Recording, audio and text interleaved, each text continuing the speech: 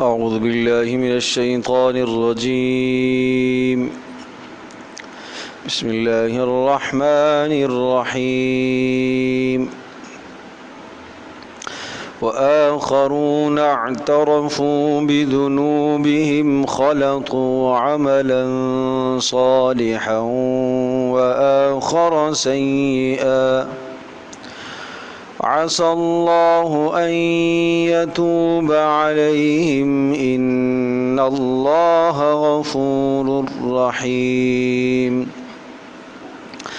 خذ من أموالهم صدقة تطهرهم وتزكيهم بها وصل عليهم إن صلاتك سكن لهم والله سميع عليم. ألم يعلموا أن الله هو يقبل التوبة عن عباده ويأخذ الصدقات وأن الله هو التواب الرحيم. وقل اعملوا فسيرى الله عملكم ورسوله والمؤمنون وستردون إلى عالم الغيب والشهادة فينبئكم بما كنتم تعملون. وآخرون اعترفوا بذنوبهم خلطوا عملا صالحا وآخر سيئا. وآخرون اور کچھ لوگ ایسے بھی ہیں اعترفوا بذنوبہم جنہوں نے اپنے گناہوں کا اعتراف کیا، جنہوں نے اپنے گناہوں کا اپنے قصوروں کا قرآن لے کے بیٹھو جنہوں نے اپنے گناہوں کا قصوروں کا اعتراف کیا، خلطوا عملا صالحا ان کی زندگی میں خلط ملت ہوگے نیک اعمال بھی، وآخر سیئا اور کچھ برے اعمال بھی۔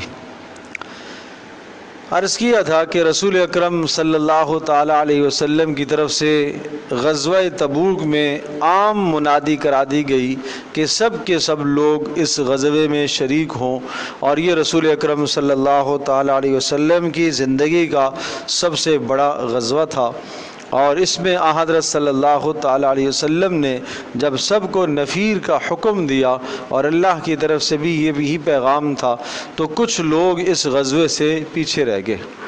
اس غزوے سے پیچھے رہنے والوں کی تین قسمیں ہیں۔ ایک قسم کے تو وہ لوگ ہیں جو سراسر کھلم منافق تھے اور جنہوں نے رسول اکرم صلی اللہ تعالیٰ علیہ وسلم کے سامنے ہیلے بہانے کر کے اپنے آپ کو پیچھے کر دیا، اور کچھ تو غزوے میں جانے سے پہلے ہی اجازت لے کے پیچھے ہٹ گئے تھے، اور کچھ رسول اکرم صلی اللہ تعالی علیہ وسلم کی واپسی کے بعد آ کے انہوں نے جھوٹے اعذار پیش کیے اور اس طرح سے انہوں نے اپنی جان چھڑائی۔ اچھا، جہاں حضرت صلی اللہ تبارک و تعالیٰ علیہ وسلم کو محسوس ہوتا ان کے نفاق کا تو آپ علیہ الصلوۃ والسلام ان سے کوئی زیادہ تعرض نہیں فرماتے تھے۔ جو منافق آ کے کہتا میرا یہ عذر تھا، ٹھیک ہے جی، میرا یہ عذر تھا، ٹھیک ہے، میرا یہ مسئلہ ہے میں نہیں جا سکتا، ٹھیک ہے، میرا یہ عذر ہے میں اس لیے نہیں گیا، ٹھیک ہے، تو اس طرح سے درگزر کرتے گئے۔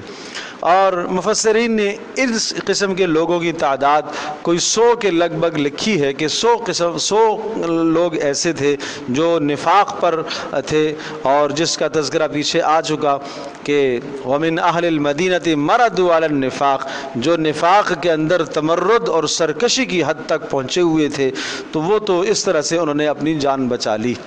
اور ظاہر سی بات ہے کہ رسول اکرم صلی اللہ تعالی وسلم بھی ان سے کسی بھی قسم کا تعرض نہیں کر رہے تھے، اور اللہ پاک کی جانب سے یہ حکم آیا کہ ان کے صدقات بھی قبول نہیں کیے جائیں گے۔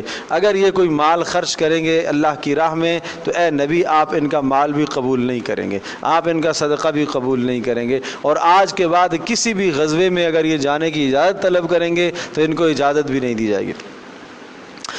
اور اس کے علاوہ دوسری قسم کے وہ لوگ تھے کہ جو اس غزوے سے پیچھے رہے لیکن وہ مخلص لوگ تھے۔ صحابہ کرام رضی اللہ عنہم اجمعین میں سے کچھ لوگ ایسے تھے جو مخلص تھے اور سچے پکے مسلمان تھے، لیکن بس آج کل کرتے کرتے آج چلیں گے چلو یوں کر لیں گے، اس طرح سے کرتے کراتے کچھ تاخیر ہو گئی، وہ اس غزوے میں شریک نہیں ہو سکے۔ یہ جو لوگ تھے کہ جو مخلص لوگ تھے اور ان کی تعداد 10 یا 12 اور بعض مفسرین نے 5 آگے پیچھے اس قسم کی تعداد ہے، کچھ تھوڑی سی تعداد تھی۔ پھر ان میں بھی دو قسم کے لوگ تھے۔ کچھ لوگ تو ایسے تھے کہ رسول اکرم صلی اللہ تعالی وسلم جیسے ہی واپس تشریف لائے اور آپ کی واپسی کی اطلاع ہوئی کہ مدینہ آنے والے ہیں، تو آپ علیہ الصلوۃ والسلام کی واپسی مدینہ میں داخل ہونے سے پہلے ہی یہ مسجد میں پہنچ گئے اور انہوں نے اپنے آپ کو ستونوں سے جا کے باندھ دیا۔ اس قدر ندامت، اس قدر شرمندگی کہ رو رو کے برا حال ہو گیا اور اپنے آپ کو ستونوں سے باندھ دیا۔ حضرت ابو لبابہ رضی اللہ تعالی عنہ انہی میں سے تھے، انہوں نے اپنے آپ کو ستون سے باندھا ہوا ہے، اور جب اس قدر زاری کی، اس قدر گریہ کیا، انہوں نے رونے لگے، اللہ سے معافی مانگی، تو یہ ان کا عمل یہ قابل اتباع ہے کہ اگر غلطی اور قصور ہو گیا تو اس قصور پر حد درجے کی معافی، حد درجے کا تضرع، حد درجے کا اللہ کی طرف زاری کرنا، یہ اللہ کو اتنا پسند آیا کہ اللہ نے ان کی توبہ کو قبول فرما لیا۔ اور جب ان کی توبہ قبول ہو گئی تو ان کو پیغام دیا گیا کہ آپ کی توبہ قبول ہو گئی ہے۔ انہوں نے کہا ہم اس وقت تک یہاں سے اپنے آپ کو نہیں کھولیں گے جب تک رسول پاک صلی اللہ علیہ وسلم خود تشریف لائے اور خود آپ علیہ السلام اگر ہمیں کھولیں تو تب تو بات ہے، تب ہمیں یقین ہوگا کہ ہماری توبہ قبول ہو گئی ہے۔ اس قدر اپنی ذات سے نالان تھے کہ ہم نے کیوں یہ جرم کیا، کیوں ہم پیچھے رہے۔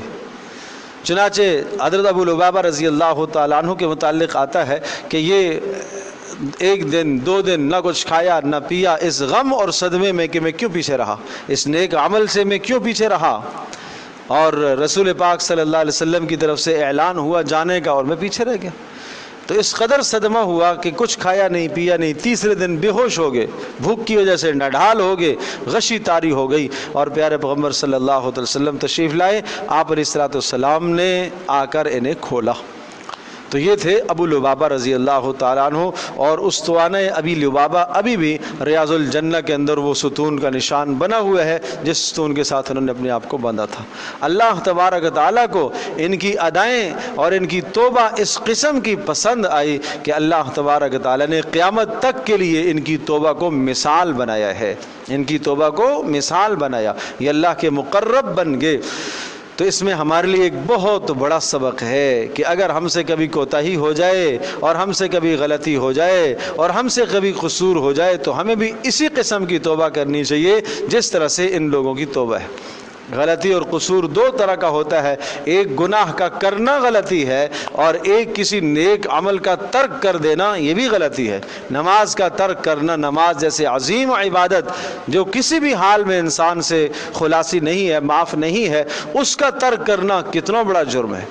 یعنی اس جرم کو، اس غزوے میں اور اس جہاد میں نہ جانے کو، رسول پاک صلی اللہ علیہ وسلم کے ساتھ شرکت نہ کرنے کو وہ اتنا بڑا جرم سمجھ رہے تھے کہ ہر دن رو رو کے ان کی بری حالت ہو گئی۔ لیکن آج کتنی نمازیں چھوٹتی ہیں، آج کتنے فرائض چھوٹتے ہیں، آج کس طرح سے ایک صبح آدمی اٹھتا ہے، فجر اس نے نہیں پڑھی، وہ سکون سے اپنا ناشتہ کرتا ہے، زور نہیں پڑ رہا، سکون سے اپنا کھانا کھاتا ہے، اس کو ایک ذرا احساس تک نہیں ہے کہ میں نے بھی کوئی غلط کام کیا ہے۔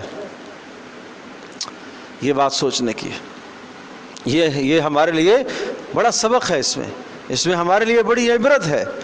تو یہ ایک قسم کا طبقہ یہ تھا صحابہ کا رضی اللہ عنہم اجمعین کہ اللہ تبارک تعالیٰ نے ان کی توبہ کو بہت جلد قبول کر لیا۔ اور ایک قسم کا مجمع یعنی تیسری قسم کا مجمع وہ تھا، اس میں صرف 3 افراد تھے جن کی توبہ کو مؤخر کیا گیا اور ان کی توبہ کو جلدی قبول نہیں کیا گیا۔ ان کی توبہ کو قبول ہونے میں 50 دن لگ گئے، 50 دن، ان کا تذکرہ آگے آئے گا۔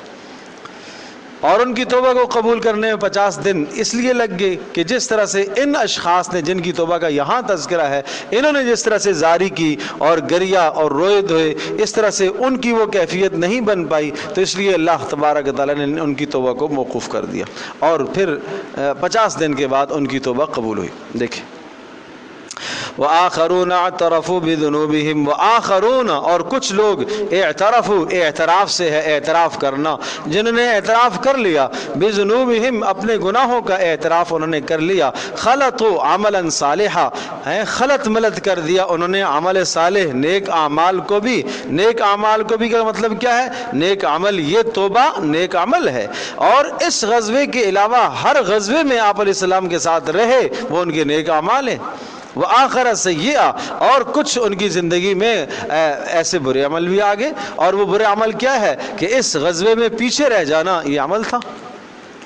لیکن عسى اللہ ان یتوب علیہم، یقین ہے، وعدہ ہے، اللہ وعدہ کرتا ہے کہ اللہ پاک ان کی توبہ کو قبول کر لے گا، اور ان اللہ غفور الرحیم، اللہ بخشنے والا مہربان ہے، ان کی بات پر درگزر اللہ کر دے گا۔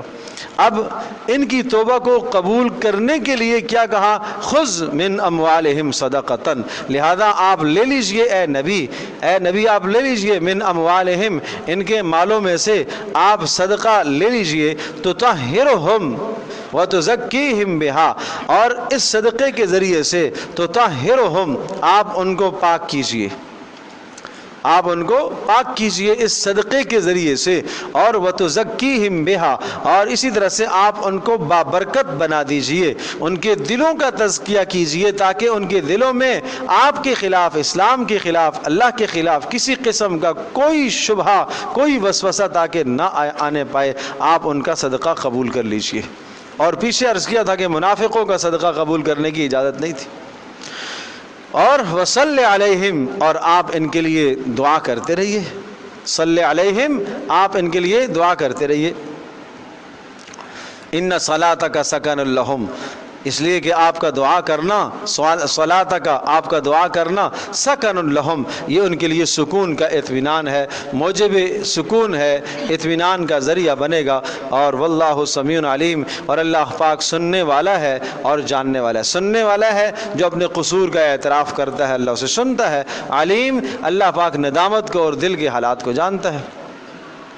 الم یعلموا ان اللہ هو یقبل التوبہ، مزید ترغیب دی گئی توبہ کے لیے، آئندہ کے لیے اس قسم کے جرائم سے بچنیے گا۔ الم یعلموا کیا یہ نہیں جانتے ان اللہ هو یقبل التوبہ، بے شک اللہ ہی وہ ذات ہے جو توبہ کو قبول کرتا ہے، ان عبادہ اپنے بندوں کی، ویاخذ الصدقات اور اللہ ہی صدقوں کو قبول کرتا ہے، اللہ صدقات کو قبول کرتا ہے۔ پتہ چلا کہ صدقہ انسان کا جب اللہ کے ہاں قبول ہوتا ہے تو وہ گناہ کی معافی کا ذریعہ بن جاتا ہے، وہ گناہوں کا کفارہ بن جاتا ہے جب صدقہ کیا ہوتا ہے؟ قبول ہوتا ہے۔ تو اس لیے اللہ تبارک تعالیٰ سے صدقات کی قبولیت کی خاص طور پر دعا کیا کرو کہ اللہ پاک صدقات کو قبول کرے۔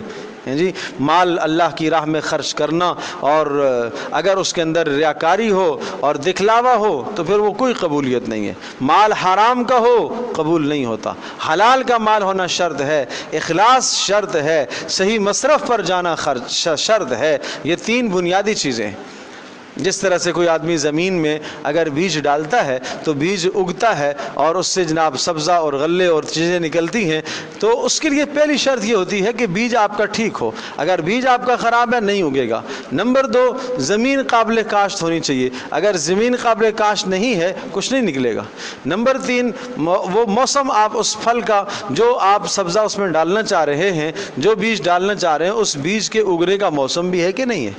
تو موسم اگر نہیں ہے تو بھی فائدہ نہیں ہے، کامل فائدہ نہیں ہوتا۔ بالکل اسی طرح سے صدقے کے لیے ضروری ہے مال کا حلال ہونا ضروری ہے، نمبر دو صحیح مصرف کا ہونا ضروری ہے، نمبر تین اخلاص کا ہونا ضروری ہے۔ یہ تین نیتیں بڑی بنیاد ہیں صدقات میں۔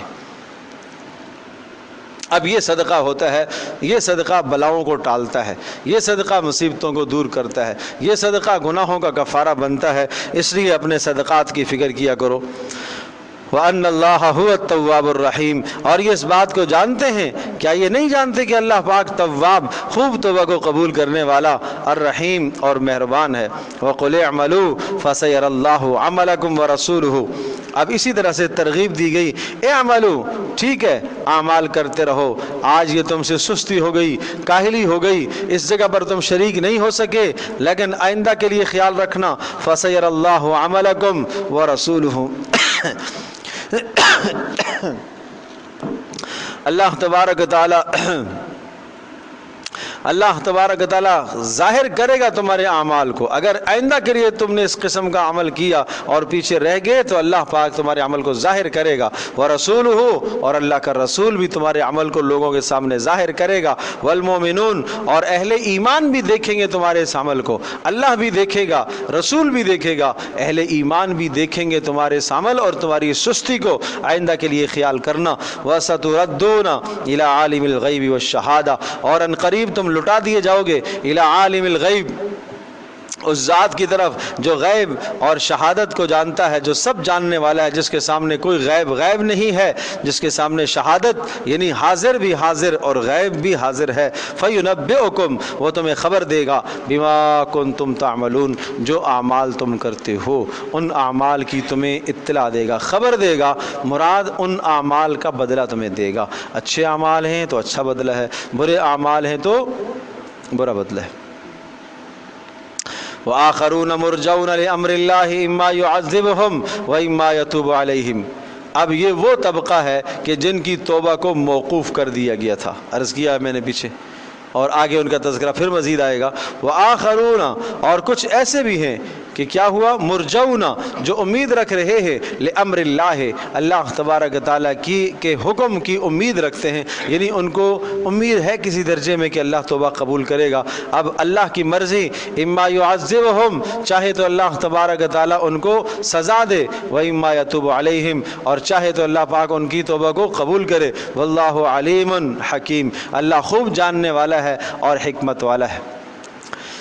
والذین اتخذوا مسجدا ضرارا وکفرا وتفریقا بین المؤمنین وارصادا لمن حارب اللہ ورسولہ من قبل، اور وہ لوگ بھی سن لیں، الذین اتخذوا مسجدا، جنہوں نے بنائی ہے ایک مسجد، جنہوں نے ایک مسجد بنائی ہے، ضرارا، غرض کیا ہے اس مسجد کے بنانے کا، لوگوں کو نقصان پہنچانا، وکفرا، اور کفر پھیلانا، وتفریقا بین المؤمنین، اور اہل ایمان کے درمیان میں جدائی ڈالنا، وارصادا، اور اسی طرح سے کمین گاہ اور گھات فراہم کرنا، لمن حارب اللہ، اس شخص کے لیے جو اللہ کے ساتھ جنگ لڑ رہا ہو اور اللہ کے رسول کے ساتھ جنگ لڑ رہا ہو، من قبل، اس سے پہلے سے، ولا یحلفن، اور یہ قسمیں کھاتے ہیں اور عہد کرتے ہیں، ان اردنا الا الحسنى، ہم نے یہ جو مسجد تعمیر کی ہے ہماری نیت نیک ہے، واللہ یشہد، اللہ گواہی دیتا ہے، شہادت دیتا ہے، انہم لکاذبون، یہ جھوٹ بولتے ہیں۔ یہ مسجد ضرار مدینہ منورہ میں خزرج قبیلے کا ایک شخص تھا، ابو عامر، اور یہ بڑا راہب تھا، نصرانی ہو گیا تھا، اور اس کی حیثیت مدینہ کے اندر وہی حیثیت تھی جو مکہ میں ورقہ ابن نوفل کی حیثیت تھی۔ ورقہ ابن نوفل وہی ہیں جن کے پاس حضرت خدیجہ رضی اللہ تعالی عنہ آپ علیہ السلام کو لے کر گئی تھیں، اور وہ چونکہ نصرانی تھے، یعنی بت پرستی کا مذہب چھوڑ کر مکہ والوں کا وہ نصرانیت کو انہوں نے قبول کر لیا تھا، اس لیے کہ اس وقت آپ علیہ السلام کی بعثت سے پہلے نصرانیت ہی ایک دین تھا، تو اس کو انہوں نے قبول کر لیا۔ ان کو شرک سے، بت پرستی سے فطرتاً نفرت تھی، تو حضرت صلی اللہ علیہ وسلم پر جب پہلی وحی نازل ہوئی تھی تو خدیجہ رضی اللہ تعالی عنہ آپ علیہ السلام کو ورقہ ابن نوفل کے پاس لے کے گئی تھی، یہ خدیجہ کے چچا زاد بھی تھے، اور ساری باتیں سنی، پہلی وحی سنی کہ کیا کیا وحی آئی ہے، کیا آیا، یہ آیا، تو انہوں نے کہا کہ کاش میں اس وقت زندہ ہوتا جب آپ کو آپ کی قوم مکہ سے نکالتی۔ تو آپ علیہ السلام نے عذر تعجب پوچھا، کیا مجھے بھی نکالیں گے؟ اس لیے کہ مجھے تو یہ صادق کہتے ہیں، مجھے تو یہ امین کہتے ہیں، میرے تو یہ چرچے کرتے ہیں اچھائیوں کے، اور کبھی تو تصور نہیں ہے کہ میری طرف کسی نے میلی آنکھ سے اور بری آنکھ سے دیکھا ہو، اس لیے تعجب ہوا، مجھے نکالیں گے، میرا آبائی علاقہ ہے۔ تو انہوں نے کہا کہ ہاں، یہ ہر نبی کے ساتھ ہوتا ہے، ہر نبی جب یہ دعوت پیش کرتا ہے تو اس کی قوم اس کی مخالف بن جاتی ہے، یہ حال آئے گا آپ پر، کاش میں زندہ ہوتا تو میں آپ کی مدد کرتا۔ بہرحال وہ زندہ نہ رہے، آپ علیہ السلام کی مدد کی نوبت نہ آئی۔ تو مکہ کے اندر یہ آدمی تھا جو ورقہ ابن نوفل، عرض کر رہا ہوں کہ نصرانیت پر قائم تھا اور ایک شریف النفس انسان تھے، اور ادھر مدینہ کے اندر یثرب میں یہ ابو عامر خزرجی تھا، اس کا بھی وہی مقام تھا، لوگ اس کو مذہبی رہنما، مذہبی پیشوا مانتے تھے۔ جب رسول اکرم صلی اللہ تعالی علیہ وسلم ہجرت کر کے مدینہ طیبہ تشریف لائے تو یہ حضرت صلی اللہ علیہ وسلم کا سخت دشمن بن گیا، ایمان نہیں لایا، حسد، کینے اور بغض کی وجہ سے یہ ایمان نہیں لا پایا کہ یہ نبی آخر الزمان ہمارے خاندان میں سے نہیں ہے، یہ بنو اسماعیل میں سے آیا ہے، یہ بنو اسرائیل میں سے نہیں آیا۔ اور یہ شاید میں نے آپ کو بات پہلے بھی بتائی تھی، بہت پہلے یہ بات عرض کر چکا ہوں کہ یہ مدینہ کے اندر اوس اور خزرج کے یہاں جو یہود آباد تھے، جو قبائل آباد تھے یہودیوں کے، یہ پہلے سے آباد تھے، شام سے اٹھ کے آئے ہوئے تھے، اور انہوں نے اپنی کتابوں میں سنا تھا کہ نبی آخر الزمان جو آئیں گے ان کی ہجرت گاہ یہ یثرب بنے گی، لہٰذا وہ پہلے سے یہاں آ کے آباد ہو گئے تاکہ ہم نبی آخر الزمان کی مدد کریں گے، اور جو انصار کے فضائل تورات و انجیل میں آئے ہیں وہ فضائل تاکہ ہم حاصل کریں۔ لیکن جب آپ علیہ السلام ہجرت کر کے آئے تو یہ دشمن بن گئے، اور دشمنی کی وجہ کیا تھی کہ یہ ہمارے خاندان کا نہیں ہے، یہ بنو اسماعیل کا ہے، اور ابراہیم علیہ السلام کے بیٹے ایک اسماعیل اور ایک اسحاق، تو اسماعیل علیہ السلام کی خاندان سے، ان کی نسل سے رسول پاک صلی اللہ علیہ وسلم صرف یہی نبی ہیں، بیچ میں کوئی رسول نہیں ہے۔ اور ادھر جو ہے ابراہیم علیہ السلام کے دوسرے بیٹے حضرت اسحاق علیہ السلام کے بیٹے یعقوب ہیں، اور پھر یعقوب علیہ السلام کے آگے 12 بیٹے ہیں، پھر ان 12 بیٹوں سے آگے بنی اسرائیل کے قبائل، پھر ان میں ہزاروں لاکھوں انبیاء آئے، لاکھوں کی تعداد، بڑی جمع غفیر ہے انبیاء کی یہاں پر۔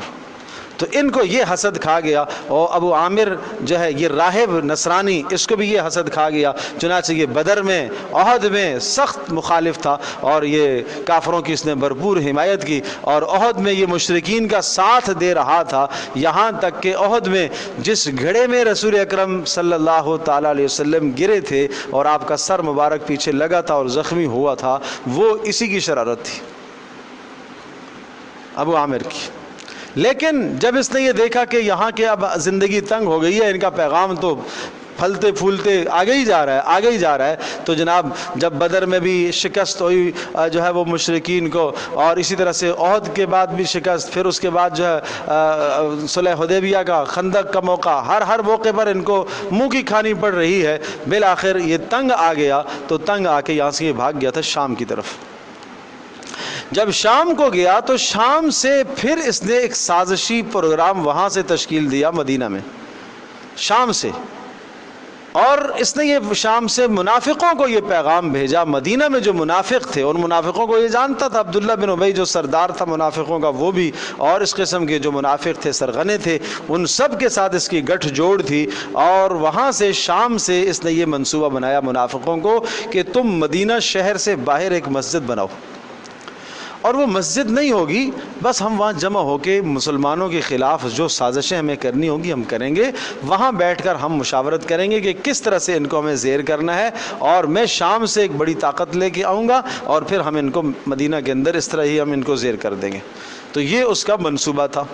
چنانچہ اس مسجد کو، یہ مسجد جو ہے زرار جس کا تذکرہ یہاں پر آیا ہے، تو اس کو ظاہر الفاظ میں قرآن نے مسجد کہا، یہ مسجد نہیں کہلائے گی، یہ ایک عمارت تھی، چونکہ ان کی نیت مسجد کی تھی، اس لیے قرآن اسی لفظ سے ذکر کر رہا ہے۔ یہ مسجد قباء جو مدینہ منورہ میں مسجد نبوی سے کچھ پہلے ہے، اور رسول اکرم صلی اللہ علیہ وسلم جب ہجرت کر کے تشریف لائے تھے، آپ علیہ السلام نے پہلے یہاں قیام فرمایا تھا، مسجد قباء، جہاں آج مسجد قباء ہے، اور اس کی بڑی الگ فضیلت آگے آ رہی ہے۔ تو اس کے قریب میں یہ انہوں نے ایک عمارت بنائی، اور عمارت کا مقصد کیا تھا کہ اس شخص کو پناہ فراہم کرنا، کس کو؟ ابو عامر راہب کو پناہ فراہم کرنا، یہ مقصد تھا، اور مسلمانوں کے درمیان میں جدائی کرنا مقصد تھا، اور اسی طرح سے کفر کو تقویت دینا مقصد تھا کہ ہم یہاں بیٹھ کر منصوبے بنائیں گے، سازشیں کریں گے۔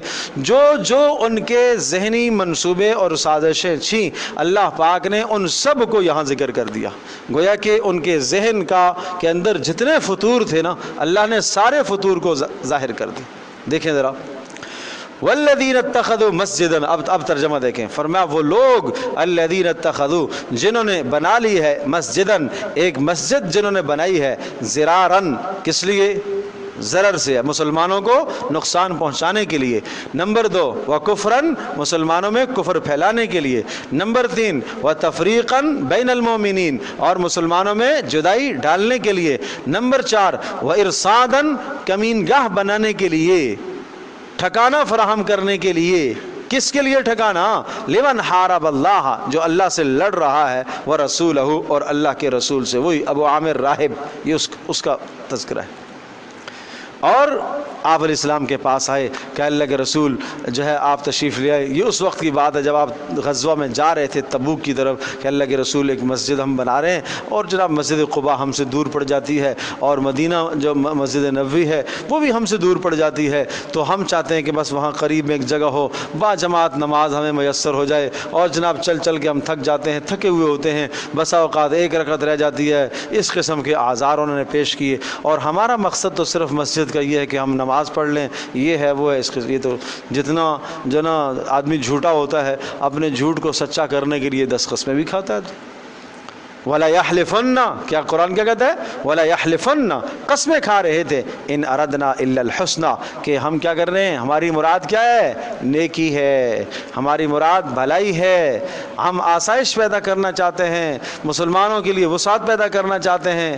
ہاں جی، ایک مسجد میں سارے سما نہیں رہے تاکہ اور جگہ پر آ جائے۔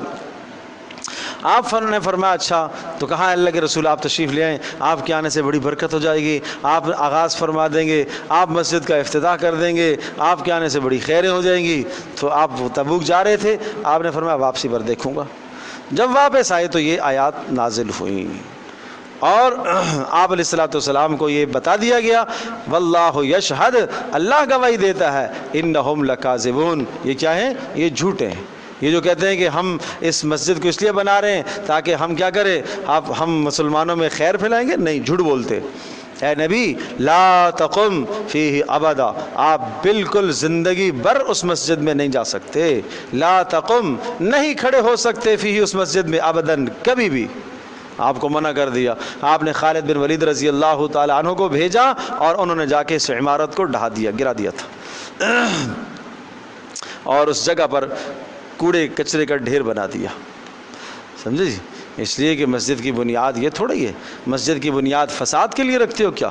مسجد کی بنیاد مسلمانوں میں تفریق کے لیے رکھتے ہو کیا؟ آج بھی اگر کوئی شخص کسی جگہ پر اس لیے مسجد بناتا ہے فساد پیدا کرنے کے لیے، اختلاف اور افتراق پیدا کرنے کے لیے، تو یقیناً اس کی مثال یہی ہے۔ اسی لیے اس تذکرے کو کیوں قرآن میں برقرار رکھا ہے؟ حالانکہ اس کا تعلق اسی وقت کے ساتھ ہے، اسی واقعے کے ساتھ ہے، تو یہ سمجھایا جا رہا ہے کہ مساجد کی بنا اور مساجد کے بنانے کے مقاصد کیا ہوا کرتے ہیں۔ اب اگلے مقاصد جو مسجدوں کے مقاصد ہیں وہ سمجھنے کی ضرورت ہے۔ لَمَسْجِدٌ أُسِّسَ عَلَى التَّقْوَى، فرمایا وہ مسجد جس کی بنیاد تقوی پر رکھی گئی تھی، یہ ہے مسجد قباء۔ یہ مسجد قباء ہے مدینہ منورہ میں، جس کی بنیاد تقوی پر رکھی گئی ہے، اللہ کے خوف پر مسجد بنائی گئی ہے۔ آپ علیہ السلام وہاں کے ٹھہرے، آپ نے پڑاؤ ڈالا، وہ مسجد بن گئی، اور من اول یوم، پہلے دن سے اس کی بنیاد ٹھیک تھی، درست تھی۔ احق ان تقوم فیہ، وہ مسجد اس کے لائق ہے کہ آپ وہاں قیام کریں، آپ وہاں نماز پڑھیں، آپ وہاں سجدہ کریں۔ اور فیہ رجال یحبون ان یتطہروا، اور اس مسجد میں کچھ ایسے لوگ بھی ہیں، یحبون، جو بہت پسند کرتے ہیں، ان یتطہروا، اس بات کو کہ وہ خوب طہارت اختیار کرے، بہت زیادہ طہارت کو پسند کرتے ہیں۔ واللہ، اچھا یہ طہارت کو پسند کرتے ہیں تو اللہ پاک بھی یحب المطہرین، اللہ پاک طہارت اختیار کرنے والوں کو پسند کیا کرتا ہے، سمجھے جی؟ تو یہ مسجد قباء ہے جس کے متعلق آپ نے ارشاد فرمایا تھا 2 رکعتیں یہاں پڑھنا یہ عمرے کے برابر ہے، سمجھے جی؟ تو آج بھی جو لوگ وہاں جاتے ہیں، اللہ پاک ہم سب کو بار بار لے جائے، تو یہ مسجد نبوی سے کہ 2-2.5 میل کے فاصلے پر ہے، تو فجر کی نماز کے بعد عام طور پر جو ہے حجاج اور معتمرین جا کے وہاں اشراق کی نماز وہاں پڑھ لیتے ہیں تاکہ وہ فضیلت حاصل ہو جائے، ٹھیک ہے جی؟ تو اس کی یہ فضیلت ہے۔ اور کیا فضیلت ہے کہ وہاں کے جو بانیان ہیں، سبحان اللہ، مسجد کے متولی کیسے ہوتے ہیں، مسجد کے بانی کیسے ہوتے ہیں، وہ طہارت اختیار کرتے ہیں۔ یہاں تو مسجد کے متولیوں اور بانیوں کو طہارت کا پتہ ہی نہیں، طہارت کا پتہ ہی نہیں، مسائل کا پتہ ہی نہیں، نماز کے مسائل نہیں جانتے، احکام زندگی کے نہیں جانتے۔ وہ کیا کرتے ہیں، وہ مسجد کے متولی بنے ہوئے ہیں، وہ کیا کرتے ہیں، وہ مسجد کے بانیان بنے ہوئے ہیں۔ بھائی مسجد کی تولی، مسجد کی ولا اور مسجد کا متولی اس شخص کو ہونا چاہیے جو متبع شریعت ہو، جو متبع سنت ہو اور شریعت کے مسائل کو سمجھتا ہو۔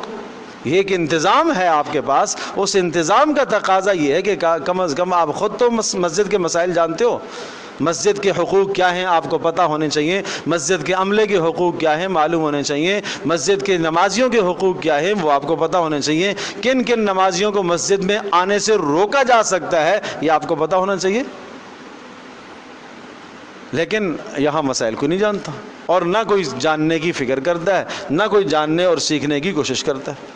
یہاں اگر کسی کو ذرا سا کوئی اختیار اور اقتدار مل جاتا ہے تو وہ نمازیوں پر برہم اور غصے ہوتا ہے، وہ امام مسجد پر برہم اور غصے ہوتا ہے، وہ اپنی گھر کی ساری بڑاس وہ مؤذن اور خادم پر جا کے نکالتا ہے۔ یہ روز مرہ کے واقعات ہیں۔ حالانکہ یہاں کیا سمجھایا جا رہا ہے کہ مسجد کے متولی کیسے ہوتے ہیں؟ فرمایا فیہ رجالا یحبون یتطہرون، ایسے لوگ ہیں جو طہارت کو پسند کرتے ہیں۔ یہ طہارت بڑی بنیاد ہے۔ آپ علیہ السلام نے کہا ان مسجد والوں سے تمہاری تعریف اللہ نے کی ہے، تم کیسے طہارت کرتے ہو؟ یہ سوچو اس بات کو، یہ سوچو اس بات کو، کتنی بڑی بات ہے، کوئی کتنا بڑا وصف ہے اور کوئی کتنی بڑی خوبی ہے ان کے پاس کہ اللہ نے ان کی خوبی کا تذکرہ قرآن میں کیا، اور جس کو ہم کوئی خوبی سمجھتے ہی نہیں ہیں۔ آپ نے پوچھا تم کیسے طہارت کرتے ہو؟ انہوں نے کہا ہم طہارت کرنے سے استنجا جب ہم کرتے ہیں تو پہلے ڈیلوں سے استنجا کرتے ہیں، اس کے بعد پانی سے استنجا کرتے ہیں۔ سبحان اللہ، سبحان اللہ۔ یہ دوہری طہارت اللہ کو اتنی پسند کہ اللہ نے اس طہارت کا تذکرہ قرآن میں فرمایا، اور پھر اللہ نے فرمایا کہ جو ایسی طہارت اختیار کرتے ہیں اللہ ان کو پسند کرتا ہے۔ تو تم اللہ کا محبوب بننا چاہتے ہو تو طہارت کے راستے سے بھی اللہ کا محبوب بن سکتے ہو۔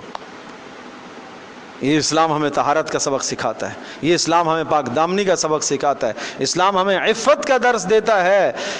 سلمان رضی اللہ تعالی عنہ اور بھی اس طرح کے اصحاب سے واقعات آتے ہیں۔ کہا کسی یہودی نے تنزیہ کہا سنا ہے تمہیں تمہارا نبی استنجے کے طریقے بھی بتاتا ہے، جی سنا ہے تمہیں تمہارا نبی استنجے کے طریقے بھی بتاتا ہے۔ انہوں نے بڑے فخر سے کہا ہاں ہمیں ہمارے نبی نے استنجے کا طریقہ بتایا ہے، ہمیں ہمارے نبی نے قضائے حاجت جانے کا سلیقہ سمجھایا ہے۔ تمہیں برا لگے تو لگے، ہمیں اس پر خوشی ہے، ہمیں اس پر فخر ہے۔ ہمیں ہمارے نبی نے یہ بتایا کہ جب تم میں سے کوئی آدمی پیشاب اور پخانے کو آئے تو قبلے کی طرف منہ بھی نہ کرے، پیٹھ بھی نہ کرے، یہ ہمیں ہمارے نبی نے سکھایا ہے۔ اور جب تم میں سے کوئی آدمی اپنی قضائے حاجت کو آئے تو وہ 3 ڈھیلوں کو 3 پتھروں کو استعمال کرے، استنجا کرے۔ اور ہمیں ہمارے نبی نے یہ سکھایا کہ ہڈی اور گوبر سے استنجا نہیں کرنے کا، ایک ایک چیز کر کے بیان کی ہے۔ یہ پیارے پیغمبر صلی اللہ علیہ وسلم نے طہارت کے آداب سکھائے۔ آج کہاں ہے اس طہارت کا اہتمام؟ اور یاد رکھیے گا جہاں گندگی اور غلاظت ہوتی ہے اللہ کی رحمت کے فرشتے وہاں نہیں آیا کرتے، اور جہاں گندگی اور غلاظت ہوتی ہے شیاطین کا وہاں بسیرا ہوتا ہے۔ جس گھر کے اندر گندگی اور غلاظت ہوگی وہاں شیطان کا بسیرا ہوگا۔ صبح سے لے کر شام تک بچے کو پیمپر میں ڈالے رکھتی ہو، سارا دن بچہ پیمپر میں، غلاظت میں، گندگی میں، تو اس کے پاس فرشتے آئیں گے کیا؟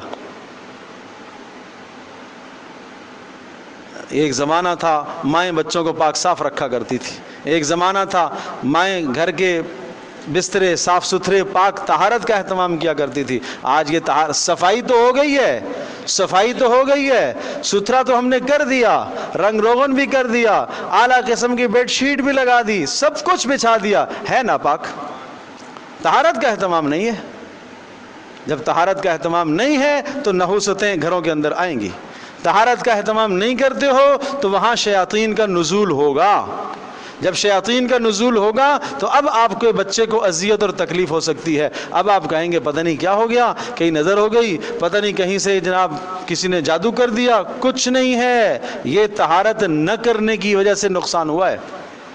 کیوں کہا جب تم میں سے کوئی آدمی بیت الخلاء جائے اللہم انی اعوذ بک من الخبث والخبائث، یہ دعا پڑھا کرو، اس لیے کہ وہاں شیاطین حاضر ہوتے ہیں، شیاطین موجود ہوتے ہیں تاکہ تمہیں نقصان نہ پہنچائیں۔ سر ڈھک کر جانے کا حکم دیا، پیروں میں جوتا پہن کر جانے کا حکم دیا، ننگے سر بیت الخلاء نہیں جاؤ، ننگے پیر بیت الخلاء میں نہیں داخل ہوا کرو، یہ صاف صاف فرمایا۔ تو آپ علیہ السلام نے اس قدر طہارت کا اہتمام کروایا ہے، ایسے طہارت اور نظافت کا، پاک دامنی کا، عفت کا، طہارت کا تو اس قدر التزام کہ اس طہارت کو نصف ایمان قرار دیا گیا، نصف ایمان طہارت کو قرار دیا گیا۔ پاکیزگی، پاکی طہارت۔ یا ایھا المدثر قم فانذر وربک فکبر وثیابک فطہر والرجز فاہجر۔ پہلی وحی اقرأ بسم ربک الذی خلق کے بعد جو وحی آئی ہے اس میں طہارت کا حکم ہے۔ وثیابک فطہر، اپنے کپڑے پاک رکھا کر۔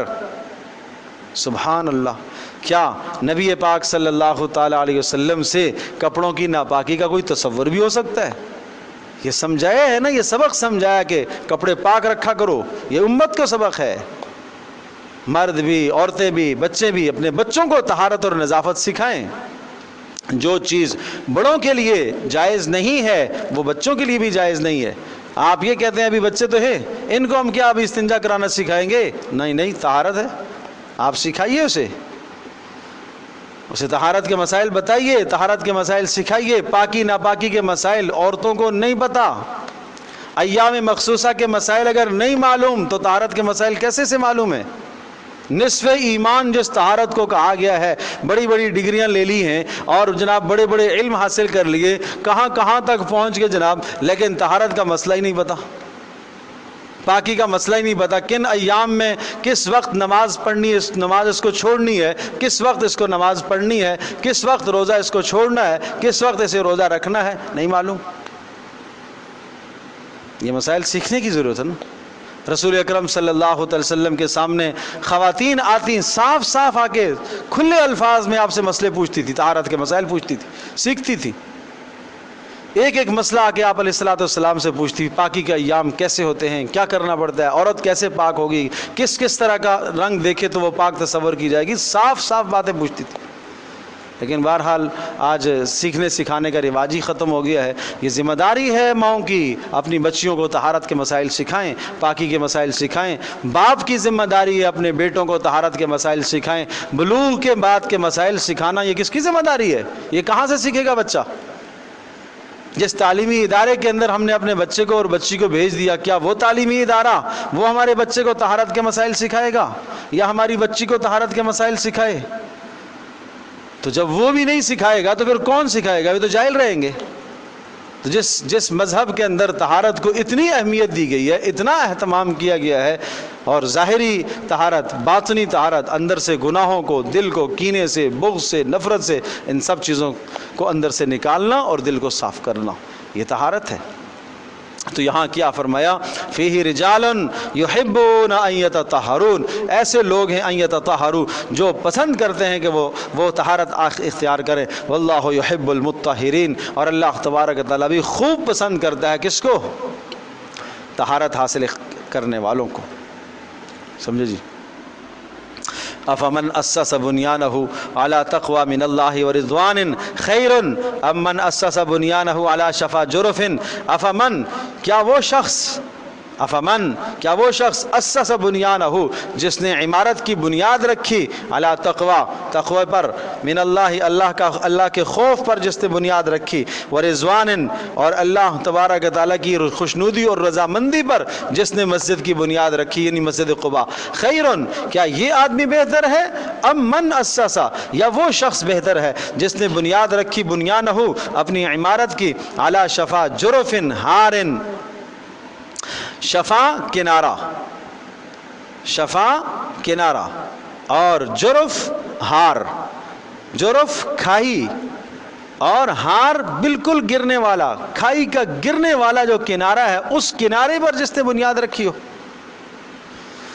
یہ کبھی کبھی آپ نے مشاہدہ کیا ہو کہ جہاں پانی گزرتا ہے تو پانی جب گزرتا ہے کسی وادی سے تو اس وادی کے جب دائیں بائیں پہاڑیوں کو جب پانی لگتا ہے تو پہاڑیوں کو کاٹتا ہوا نکل جاتا ہے، اور پانی تو اندر تک گیا ہوا ہے اور اوپر سے کچھ کنارے کا حصہ باہر نکلا ہوا ہے۔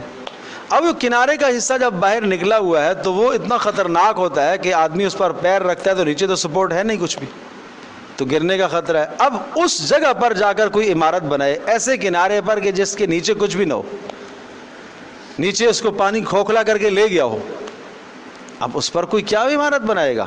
کہا ایسے شخص کی جو مسجد کی تعمیر کرتا ہے لیکن اس کی نیت فاسد ہوتی ہے، اس نے ایسے ہی عمارت بنائی ہے جیسا کہ اس کنارے پر کوئی آدمی عمارت بنا رہا ہے، ظاہر ہے کسی بھی وقت وہ کیا ہے، گر سکتی ہے۔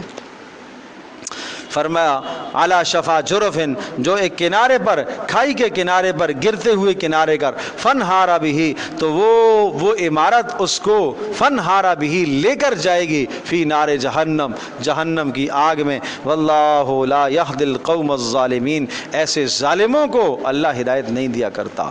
یہ ان کو ظالم کہا، نہیں سمجھے کیوں ظالم کہا؟ بولو بھائی، کیوں ظالم کہا؟ ظالم کیا ہوتا ہے؟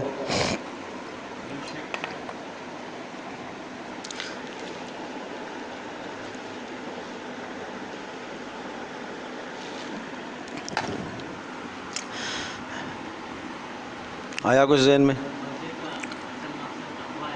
ہاں جی، شاباش۔ مقاصد سے ہٹ جانا، دیکھو یہ ماتھا اللہ نے بنایا ہے کہ یہ اللہ کے سامنے جھکے، یہ اس کا مقصد ہے۔ جب اس مقصد سے ہٹ کر یہ غیر کے سامنے جھکتا ہے تو یہ کیا ہے؟ ظلم کہلاتا ہے۔ ظلم کہتے ہیں وضع الشیء فی غیر محلہ، چیز جس مقصد کے لیے بنائی جائے اس مقصد سے ہٹا کر کہیں اور استعمال کرنا، یہ کیا کہلاتا ہے؟ اب اس کو آپ یہ قرآن میں احادیث میں جو ظلم ہے نا، ہم ظلم سمجھتے ہیں کسی کو ڈنڈا مارنا، بس یہی ظلم ہے۔ نہیں، ظلم کا مفہوم بہت وسیع ہے، بہت وسیع ہے۔ بس یہ معنی آپ یاد رکھیں، وضع الشیء فی غیر محلہ، کہ جس چیز کو جس مقصد کے لیے پیدا کیا گیا، بنایا گیا ہے، اس مقصد سے ہٹ کر اس کا استعمال کرنا، یہ ظلم ہے۔ تو مسجد تو ہوتی ہے کہ اس کی بنیاد تقوی پر ہو، مسجد تو ہوتی ہے اس کی بنیاد اللہ کی رضا پر ہو، لیکن جب مسجد کی بنیاد ہی تفریق ہے تو یہ کیا ہو گیا؟ یہ ظلم ہے، اور ایسے ظالموں کو اللہ کبھی ہدایت نہیں دیا کرتا۔ لا يزال بنيانهم الذي بنوا ريبة في قلوبهم الا ان تقطع قلوبهم۔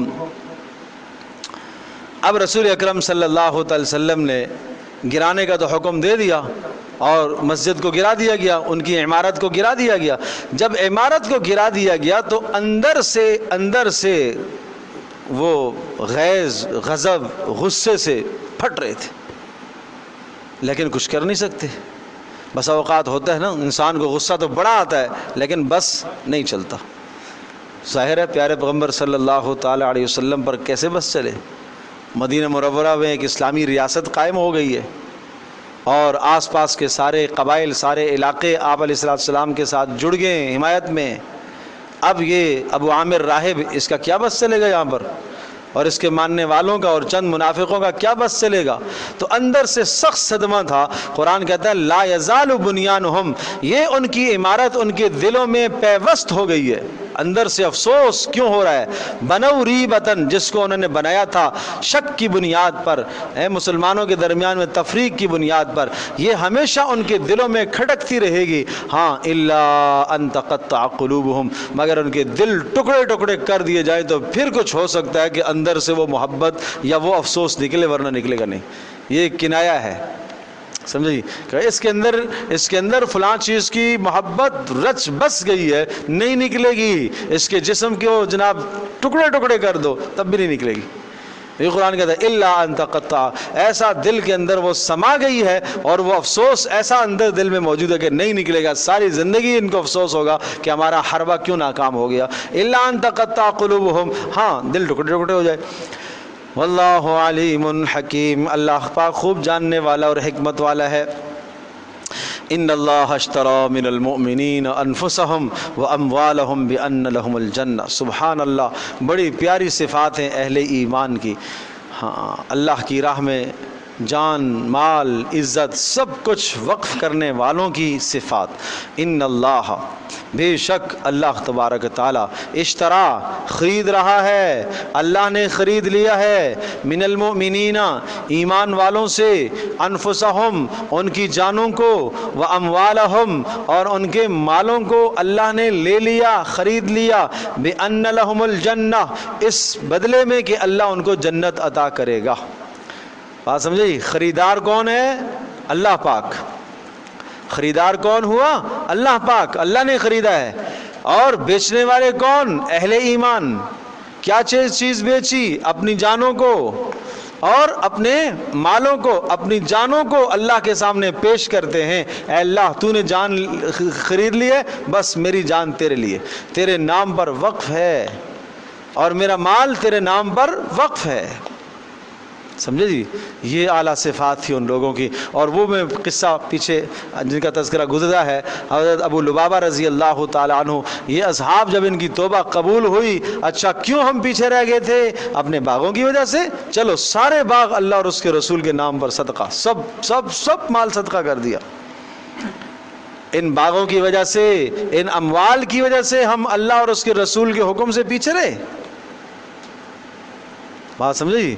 یہ رکاوٹ آ گئی ہے، یہ مال، لہذا نہیں قبول ہے میں یہ مال۔ سبحان اللہ، یہ اتنی بڑی قربانی دیکھی ہے کہیں؟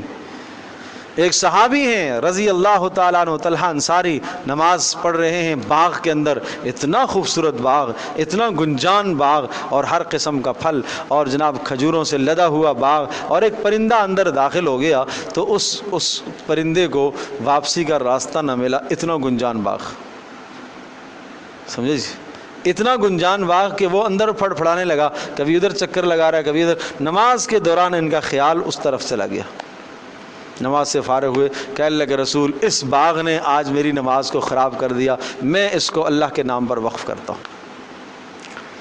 اللہ اکبر، اللہ اکبر۔ یہاں تو سارے حساب و کتاب ہمارے نمازوں میں ہوتے ہیں، سارے کاروباروں کے حساب نمازوں میں ہوتے ہیں بھائی، سمجھے جی؟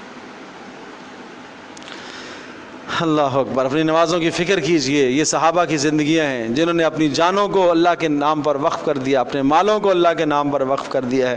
جس نے اپنی جان، اپنے مال اللہ کے نام پر وقف کر دیا، تو کیا اللہ تبارک و تعالیٰ اس کو ایسے ہی چھوڑ دے گا؟ اللہ پاک اس کو بھوکا مارے گا کیا؟ ہاں جی، بِأَنَّ لَهُمُ الْجَنَّةَ، اس بات پر کہ اللہ نے ان کو جنت عطا کری ہے۔ يُقَاتِلُونَ فِي سَبِيلِ اللَّهِ، اب یہ اس کا بیان ہے آگے، جو اللہ نے خرید لیے ہیں ان سے جانیں، یہ کیا کرتے ہیں؟ يُقَاتِلُونَ فِي سَبِيلِ اللَّهِ، اللہ کی راہ میں لڑتے ہیں، فَيَقْتُلُونَ، دوسروں کو بھی قتل کرتے ہیں، وَيُقْتَلُونَ، خود بھی شہید ہو جاتے ہیں، جانیں پیش کرتے ہیں۔ وعدن علیہ، اور اللہ کا وعدہ ہے ان پر، حقاً، سچا، تورات میں بھی، انجیل میں بھی، قرآن میں، ومن اوفی بعہدہ، اور جس نے پورا کیا اللہ کے وعدے کو، من اللہ فاستبشروا، تو لہٰذا خوشخبریاں تم حاصل کرو، ببیعکم الذی بایعتم بہ، اس خریداری یا اس معاملے کی خوشخبری قبول کرو جو تم نے اللہ کے ساتھ معاملہ کیا ہے۔ نہیں سمجھے؟ دنیا کے کسی بادشاہ کو کوئی آدمی اپنا مال بیچ کر آئے تو کیا کہتا ہے؟ بھائی جانتے ہو میرا مال کہاں جاتا ہے؟ جی میرا مال کہاں جاتا ہے؟ وزیر اعظم ہاؤس میرا مال جاتا ہے۔ بھائی میں کوئی ہلکا آدمی تھوڑا ہی ہوں، تو کیا اللہ کہہ رہا ہے؟ فاستبشروا ببیعکم الذی بایعتم بہ، اور تم نے جو معاملہ کیا ہے اللہ کے ساتھ، خوشخبریاں ہوں تمہیں، خوشخبریاں، بڑا اچھا معاملہ کیا، بڑا مبارک معاملہ کیا، تم نے اپنی جانوں کو بیچا، اور اس کے بدلے میں اللہ تمہیں کیا دے گا؟ جنت دے گا، جنت دے گا۔ سبحان اللہ۔ ابو دحداح رضی اللہ تعالی عنہ، جلیل القدر صحابی، آیت نازل، لن تنالوا البر حتى تنفقوا مما تحبون، نیکی کو نہیں پا سکتے جب تک اپنی محبوب چیز نہ اللہ کی راہ میں صدقہ کرو۔ سبحان اللہ۔ اللہ کے نبی نے خوشخبری سنائی، جو یہ دے گا اس کو اللہ جنت عطا کرے گا۔ اللہ کے رسول میں تیار ہوں، گئے سیدھے باغ میں پہنچے، باغ میں باہر سے ہی بیوی کو بلایا، آ جاؤ باہر آ جاؤ۔ کیوں؟ اس لیے کہ میں نے باغ بیچ دیا ہے۔ کتنے کا بیچا ہے؟ جنت کے بدلے میں۔ اس کے بدلے میں کیا ہوگی؟ جنت۔ سبحان اللہ، سبحان اللہ۔ آج کی بیوی ہوتی تو کہتی ہے تو ادھار ہے، نقد کیا ملے گا؟ پہلے وہ بتاؤ، نقد کیا ملے گا بھائی؟ جنت تو دیکھی جائے گی، بات کی بات ہے، نقد کیا ملے گا؟ تو بیوی نے بھی کہا بڑا مبارک سودا، بڑا مبارک سودا، بڑا اچھا سودا کیا آپ نے، باہر نکل آئی۔ اب باغ میں جانا انہوں نے اپنے لیے مناسب نہ سمجھا کہ یہ باغ اب میرا نہیں ہے، اس کے بدلے اللہ مجھے جنت دے گا۔ سبحان اللہ، سمجھے جی؟ یہ لوگ تھے وہ۔ ذالک هو الفوز العظیم، یہ ہے بڑی کامیابی، یہ ہے بہت بڑی کامیابی۔ اس کو قرآن کامیابی کہتا ہے، ہم کس کامیابی کو روتے پھرتے ہیں؟ ہاں اب دیکھو کامیابوں کی صفات سنو، کیا صفات ہیں؟ التائبون توبہ کرنے والے، العابدون اللہ کی بندگی کرنے والے، الحامدون اللہ کی تعریفیں کرنے والے، السائحون سیر و سیاحت کرنے والے۔ اس کے دو معنی، السائح سیر و سیاحت کرنے والے، زمین میں پھرنے والے۔ ایک معنی یہ کہ اللہ کے دین کے لیے زمین میں پھرنے والے، جہاد و قتال و تبلیغ میں نکلنے والے، یہ سب مراد ہے سے اللہ کی راہ میں زمین میں پھرنے والے سائح۔ اور دوسرا معنی سائح کا بعض مفسرین نے لکھا روزے دار، کہ جب ایک شخص روزہ رکھتا ہے اللہ کی رضا کے لیے، کھانا پینا چھوڑتا ہے، تو وہ اللہ کی معرفت کے سمندر میں غوطے لگا رہا ہوتا ہے، سائح تیر رہا ہوتا ہے اللہ کی معرفت میں۔ سبحان اللہ، اللہ کے قرب اور تعلق کے جو سمندر ہیں توحید کے، اس کے اندر وہ غوطے لگا رہے ہیں۔ الراکعون رکوع کرنے والے، الساجدون سجدہ کرنے والے، الآمرون بالمعروف نیکیوں کا حکم کرنے والے، والناہون عن المنکر اور گناہوں سے روکنے والے، والحافظون لحدود اللہ اور اللہ تبارک تعالیٰ کی حدوں کی حفاظت کرنے والے۔ حافظون حفاظت کرنے والے، لحدود اللہ اللہ کی حدوں کی۔ کیا مطلب اللہ کی حدوں کی؟ جن چیزوں کو اللہ نے حرام بتایا ان کے قریب تک نہیں جاتے، یہ ہے اللہ کی حدوں کی حفاظت کرنا۔ بات سمجھے جی؟ اللہ کی حدوں کی حفاظت کرنا۔ اللہ نے حرام قرار دیا، وَلَا تَقْرَبُوا الزِّنَا قریب تک نہ جانا زنا کے، یہ حد ہے۔ قتل کے قریب تک مت جانا، یتیم کا مال کھانے کے قریب تک مت جانا، کھانا تو بات کی بات، وَلَا تَقْرَبُوا مَالَ الْيَتِيمِ یتیم کے مال کے قریب تک مت جانا۔ سبحان اللہ، ایک پہ اتنی خوبصورت مثال پیارے پیغمبر صلی اللہ علیہ وسلم نے سمجھائی ہے۔ آپ نے ارشاد فرمایا، یوں سمجھو ایک راستہ ہو، بڑا کشادہ راستہ، اور اس کشادہ راستے کے دائیں اور بائیں دونوں جانب دیواریں ہوں، اور ان دیواروں کے اندر پردے لگے ہوئے ہوں، دروازے ہوں اور دروازوں پر پردے لٹکے ہوئے ہوں۔ اور ایک آدمی اس راستے کے اندر کشادہ راستے میں چلنے لگا، جیسے ہی چلنے لگا تو ایک آدمی نے شروع سے اس کو کہا کہ سیدھا سیدھا چلنا، دائیں بائیں نہیں دیکھنا، اور یہ جو پردے ہیں ان کے قریب تک مت جانا، ان کو چھونا نہیں، اگر ان کو تو نے چھو لیا تو اندر داخل ہو جاؤ گے، اور داخل ہو جاؤ گے تو تباہی اور بربادی ہو جائے گی تیری۔ اب وہ چلنا شروع کرتا ہے، جیسے ہی اس پردے کی طرف دیکھتا ہے اور جھانکنے کی کوشش کرتا ہے تو ایک اور کہنے والا کہتا ہے، خبردار سیدھا چل، دیکھنا بھی نہیں ہے ادھر مڑ کے، سیدھا سیدھا چلتے رہے۔ سمجھے جی؟ اور اس طرح سے چلتا چلا جاتا ہے۔ آپ نے فرمایا، سنو سنو، یہ راستہ یہ اسلام کا راستہ ہے، یہ سیدھا جنت کو جا رہا ہے۔ اور وہ شروع میں کہنے والا تھا کہ سیدھا سیدھا چلنا، وہ اللہ کا قرآن ہے جو تمہیں سیدھا راستہ بتا رہا ہے، اور وہ جو دروازے ہیں اور پردے لگے ہوئے ہیں وہ اللہ کی حدود ہے، محارم ہیں، جن چیزوں کو اللہ نے حرام قرار دیا ہے۔ ایک مثال سے سمجھایا ہے، اور فرمایا کہ وہ جب دروازے کے پاس جاتا ہے، حرام کے قریب جاتا ہے، جھانکنے لگتا ہے، داخل ہونے لگتا ہے، تو ایک آواز آتی ہے، خبردار نہیں جانا۔ وہ ہر مومن کے دل میں اللہ نے جو نیکی رکھی ہے، ہر مومن کے ساتھ ایک فرشتہ اللہ نے رکھا ہے جو اس کو نیکی کی تلقین کرتا ہے اور گناہ سے بچنے کی تلقین کرتا رہتا ہے۔ وہ کہتا ہے نہیں کرنا، پھر بھی یہ گھس جاتا ہے، پھر بھی یہ داخل ہوتا ہے۔ اس لیے آپ نے فرمایا، سنو، ہر بادشاہ کی چراگاہ ہوتی ہے، اور اللہ کی چراگاہیں یہ محارم ہیں، حرام کردہ چیزیں یہ چراگاہیں ہیں۔ جو آدمی اپنے جانور کو چراگاہ کے قریب لے جاتا ہے، خطرہ ہے کہ اس کا جانور دوسرے آدمی کی چراگاہ میں داخل ہو جائے، اور جب داخل ہو جائے گا تو جانور کے لیے بھی نقصان ہے، اس کے لیے بھی نقصان ہے۔ اس لیے اپنے جانور کو، اپنے، میرے لفظوں کو غور کیجیے گا، اپنے جانور کو گناہوں کے قریب نہ لے کر جاؤ۔ کون جانور؟ نفس، یہ جانور ہے، اس جانور کو گناہ کے قریب مت لے کر جاؤ۔ گناہ کے قریب لے کر جاؤ گے یہ داخل ہو جائے گا، تمہیں پتہ بھی نہیں چلے گا، یہ داخل ہو جائے گا۔ یہ تمہیں ایسی لذت دکھائے گا، ایسی لذت دکھائے گا کہ تم بھول جاؤ گے اللہ کی نافرمانی ہے، تم داخل ہو جاؤ گے۔ اس لیے بڑے احتیاط کی ضرورت ہے۔ انٹرنیٹ پر اور میڈیا پر بیٹھنے والے دوست و احباب اور جو ان تمام چیزوں سے فائدے حاصل کرتے ہیں منع نہیں ہے، لیکن یاد رکھیے گا یہ محارم ہیں، کسی ایسی جگہ پر مت داخل ہو جانا جہاں تمہارا ایمان، تمہاری عفت، تمہاری عزت، پاک دامنی وہ داغدار ہو جائے، اس جگہ سے اپنے آپ کو بچانا، اس جگہ سے اپنے آپ کو بچانا۔ لکھ کر رکھو سامنے، اللہ دیکھ رہا ہے، لکھ کر سامنے رکھو اللہ سمیع ہے، سن رہا ہے، لکھ کر رکھو اللہ بصیر ہے۔ کم از کم کام کے وقت یہ بار بار اس پر نظر پڑنی چاہیے، بار بار اس پر نظر پڑے تو شاید اللہ کا نام دیکھ کر نفس حیا کر لے، نفس شرم کر لے، اس گناہ سے بچ جائے جو تنہائی میں آدمی کرتا ہے، سمجھے جی۔ اور اپنے بچوں کو اور اپنی بچیوں کو اکیلے میں مت چھوڑو، اس انٹرنیٹ کے فتنے پر کے ساتھ اکیلے میں مت چھوڑو، جوانوں کو مت چھوڑو، اپنی ضرورت کی چیز حاصل کریں اور ماں اور باپ کی نگرانی میں حاصل کریں، ورنہ نسلیں تباہ ہیں۔ آج کل جس طرف ہمارا معاشرہ جا رہا ہے، جس بے حیائی اور فحاشی اور عریانی کی طرف ہمارا معاشرہ جا رہا، ایک تو بے حیائی اور فحاشی اور عریانی، اور ساتھ ساتھ مصیبت یہ ہے کہ ان گناہوں کا اندر دل میں برا ہونا بھی نکل گیا، دل سے یہ بات بھی نکل گئی کہ یہ کوئی گناہ ہے، یہ کوئی گناہ ہے۔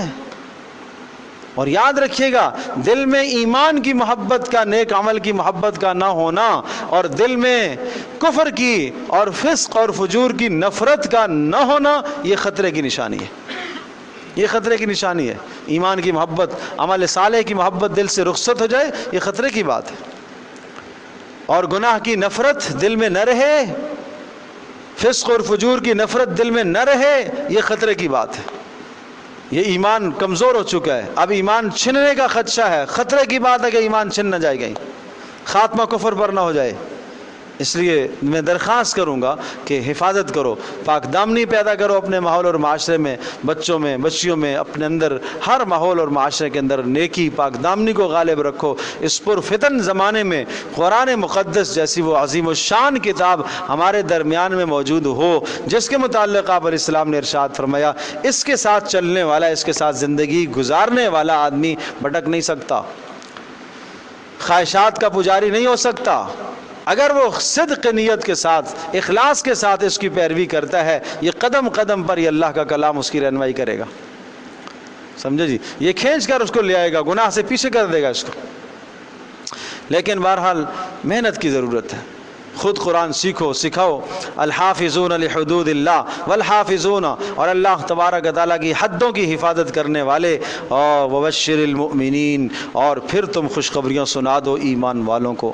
بھائی یہ صفات 10 صفات ہیں، آؤ ان 10 صفات کو ہم اپنے اندر ڈالنے کی کوشش کریں۔ یہ 10 صفات، ان بنیادوں پر، ان 10 صفات پر کیا ہوگا؟ یہ ان لوگوں کی صفات ہیں جن کی جانیں اللہ نے خرید لی ہے۔ تو اللہ تبارک و تعالیٰ کن کی جانوں اور مالوں کو خریدتا ہے، کن کی جانوں کو اور کن کے مالوں کو اللہ قبول کرتا ہے؟ جن میں یہ 10 صفات پائی جائے۔ یہ 10 صفات اپنے اندر پیدا کرو۔ التائبون، توبہ کرنے والے، العابدون، تائبون روزانہ توبہ کرنے والے، روزانہ کتنے گناہ ہم سے ہو جاتے ہیں۔ العابدون، صرف اللہ کی بندگی کرنے والے۔ الحامدون، ہر حال میں اللہ کی حمد و ثنا، اللہ کی تعریف کرنے والے۔ السائحون، سیر کرنے والے۔ عرض کیا اس سے مراد قتال و جہاد و تبلیغ فی سبیل اللہ، اللہ کی راہ کے راستے، اور اسی طرح سے روزے۔ الراکعون، رکوع۔ الساجدون، سجدہ کرنے والے، نمازی لوگ۔ الآمرون بالمعروف، نیکیوں کا حکم کرنے والے۔ یہ کسی ایک خاص تنظیم اور جماعت کا فریضہ نہیں ہے، یہ ہر شخص کا فریضہ ہے۔ والناہون عن المنکر، گناہوں سے روکنے والے۔ دیکھو تو صحیح اپنے گھروں کے اندر کتنا ہم امر بالمعروف کرتے ہیں اور کتنا ہم نہی عن المنکر کرتے ہیں۔ ہر آدمی سوچے گھر کی زندگی کیا ہے۔ الحافظون لحدود اللہ، اور اللہ پاک کی حدوں کی حفاظت کرنے والے۔ وبشر المؤمنین، اور اہل ایمان کو خوشخبریاں سنا دیجئے جو ان صفات کے حامل ہیں، وہ کامل ایمان والے۔ ما کان للنبی والذین آمنوا ان یستغفروا للمشرکین ولو کانوا اولی قربی من بعد ما تبین لهم انہم اصحاب الجحیم۔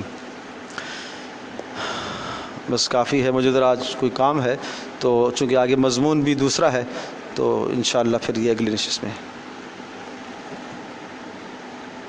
ویسے ایک ایسا 2 آیتیں ہیں، 2 آیتیں اس رکوع کی آخری 2 آیتیں مل گئیں۔ جہاں ہم نے چھوڑا، آیت نمبر کیا ہے بھائی؟ 117 118، یہ دو آیتیں بس، اسی رکوع کی آخری آیتیں۔ اب عرض کیا تھا میں نے آپ کو کہ تبوک میں جو پیچھے رہنے والا تیسرا طبقہ تھا جن کی توبہ کو اللہ نے موقوف کر دیا تھا، اس کا بیان چونکہ یہ اسی مضمون سے متعلق ہے تو یہ سن لیں۔ لقد تاب اللہ، اللہ نے توبہ کو قبول کر لیا ہے، اللہ پاک نے رجوع توجہ فرمائی ہے علی النبی، نبی کی طرف، والمہاجرین ہجرت کرنے والوں کی طرف، والانصار اور مدد کرنے والوں کی طرف، الذین اتبعوہ جنہوں نے رسول کی اتباع کی ہے، فی ساعۃ العسرۃ مشکل وقت میں، مشکل گھاٹی میں، من بعد ما کاد یزیغ قلوب بعد اس کے کہ ان میں سے بعض کے دل ٹیڑے ہو چکے تھے، یعنی منافقوں کے دلوں میں قسم قسم کے وسوسے آ رہے تھے، اس وقت اللہ پاک نے ان کی توبہ کو قبول فرمایا، اس وقت انصار اور مہاجرین نے نبی کا ساتھ دیا ہے۔ ثم تاب علیہم، پھر اللہ نے ان کو خوب سنبھال لیا، یعنی اللہ نے ان کی طرف توجہ فرمائی اور ان کے دلوں کے وسوسوں کو ختم فرمایا۔ انہ بہم رؤوف الرحیم، اس لیے کہ اللہ تبارک و تعالی مہربان ہے اور ان کے ساتھ نرمی کرنے والا ہے۔ اب وعلی الثلاثۃ الذین خلفوا، وہ تین ہیں جی جو تبوک میں پیچھے رہ گئے، اور عرض کیا تھا کہ جن کی توبہ کو موقوف کر دیا گیا تھا، 50 دن تک جن کی توبہ کو موقوف کر دیا تھا، کعب بن مالک رضی اللہ تعالی عنہ اور مرارہ ابن ربیع رضی اللہ تعالی عنہ اور ہلال بن امیہ رضی اللہ تعالی عنہ، یہ تین اشخاص تھے جن کی توبہ کو موقوف کر دیا گیا۔ اور اتنا سخت حال آ گیا ان پر کہ آپ علیہ السلام کے پاس کعب فرماتے ہیں میں آیا، کعب بن مالک رضی اللہ تعالی، اور میں نے آ کر عذر پیش کیا، مجھے پتہ تھا جھوٹ تو بولوں گا تو وہی آ جائے گی، کہا جائے گا منافق ہے، جھوٹ تو بولنے سے رہا، میں نے کہا سچ ہی آج نجات دلائے گا۔ اور میں نے آپ علیہ السلام کی خدمت میں جیسے حاضر ہوا، آپ نے مجھے دور سے دیکھا تو آپ نے مسکرایا تو ہے لیکن غصہ بھی تھا، کچھ مسکراہٹ کے ساتھ غصہ بھی تھا، تو آپ نے فرمایا اٹھ جاؤ، آپ کا معاملہ موقوف ہے۔ اللہ اکبر، تو کہنے لگا اٹھا تو کیا کہ پھر جو ہے بائیکاٹ کر دی گئی، اور یہ کہہ دیا گیا کوئی ان سے بات نہیں کرے گا، کوئی ان سے بات نہیں کرے گا، زمین تنگ ہو گئی، رشتہ دار بات نہ کریں، اولادیں بات نہ کریں، اس لیے کہ اللہ اور اس کا رسول سب سے پہلے ہے۔ جب رسول اللہ نے منع کر دیا کہ کوئی بات نہ کرے تو کیا مجال ہے کسی کی، کیا مجال ہے کسی کی کوئی ہمارے سے بات کرے۔ مسجد میں داخل ہوتے اور کعب فرماتے میرے دو ساتھی جو ہے ہلال بن جو ہے امیہ اور مرارہ بن ربیع تو بوڑھے تھے، وہ بیچارے گھر میں بیٹھ کے بند ہو گئے، اب میں مسجد میں جاتا آپ علیہ السلام کو سلام کرتا، آپ کا لب مبارک ہلتا آپ کا لب، جواب دیتے، لیکن آپ مجھے دیکھتے نہیں تھے، اور جب میں کسی اپنے کام میں مشغول ہوتا آپ کنکھیوں سے مجھے دیکھتے، جب میں دیکھنے لگتا آپ نظر نیچی کر لیتے۔ اللہ اکبر، اللہ اکبر، کسی چاہنے والے کا اس طرح سے نظروں کا پھر جانا، پیارے پیغمبر صلی اللہ علیہ وسلم کی نظروں کا اس سے پھر جانا، یہ اتنی مشقت تھی کہ مت پوچھو۔ قرآن کہتا ہے زمین تنگ ہو گئی ان پر، جس کو سلام کریں سلام کا جواب نہ دیں، سلام کا جواب نہ دیں، اپنے بھی بیگانے ہو گئے، پرائے سب بیگانے ہو گئے، کوئی تعلق نہیں، کوئی رسول اللہ نے منع کر دیا ہے، کون بات کرے گا آج؟ بیویوں نے کہا اللہ کے رسول ہم کیا کریں، صرف آپ ضرورت پوری کر سکتی ہو، کھانا پینا، باقی کچھ نہیں، گھر کے اندر کوئی بات نہیں کرتا۔ 50 دن کے بعد ان کی توبہ کو اللہ نے قبول فرمایا، اور پھر جب توبہ قبول ہوئی تو پھر آپ علیہ السلام کی خدمت میں حاضر ہوئے، اور کہا چہرہ 14ویں رات کے چاند کی طرح چمکتا کھلتا ہوا چہرہ پیارے پیغمبر صلی اللہ علیہ وسلم کا میں نے دیکھا، اور مسکرائے، اور آپ نے ہمارا استقبال فرمایا، توبہ قبول ہوئی جب تو، سمجھے جی۔ اور کہنے لگے میں صلا پہاڑی پر مجھے کسی نے آواز دی، گھر کی چھت پر بیٹھا ہوا رو رہا تھا، فجر کی نماز پڑھ کر رو رہا تھا، تو کسی نے مجھے آواز دی کہ بھائی تمہاری توبہ قبول ہو گئی ہے۔ دیکھا سیدنا ابوبکر صدیق رضی اللہ تعالیٰ عنہ تھے، سمجھے جی۔ اب ان کی بات سنو، وعلی الثلاثۃ الذین خلفوا، اور فرمایا ان تین کی توبہ کو بھی اللہ نے قبول کر دیا، الذین خلفوا جو پیچھے رہ گئے تھے تبوک میں، حتی اذا ضاقت علیہم الارض یہاں تک کہ زمین تنگ ہو گئی ان پر، بما رحبت باوجود کشادگی کے، وضاقت علیہم انفسہم اور اپنی جانوں سے بھی وہ تنگ آ گئے، اپنی جانوں سے بھی وضاقت تنگ ہو گئی ان پر اپنی جانیں، وظنوا اور انہوں نے یقین کر لیا اللہ ملجأ من اللہ آج نہیں ٹھکانا ہے اللہ کی پکڑ سے کوئی بھی، الا الیہ مگر اللہ کی طرف، ثم تاب علیہم پھر اللہ نے ان کی توبہ، اللہ نے ان کو توبہ کی توفیق دی، لیتوبوا تاکہ وہ توبہ کرے، ان اللہ هو التواب الرحیم اللہ خوب توبہ قبول کرنے والا ہے اور اللہ بڑا مہربان ہے۔ تو بھائی گناہ ہو جائے تو اس طرح کی توبہ کرو، ہاں جی اس طرح کی توبہ کرو کہ توبۃ الذین خلفوا، ان 3 لوگوں کی توبہ کی طرح اپنی توبہ بناؤ جو اس غزوے میں پیچھے رہ گئے تھے۔ اور ان کی توبہ کو قرآن نے کیسا بیان کیا کہ اتنے پریشان ہو گئے گویا کہ زمین ان پر تنگ ہو گئی تھی۔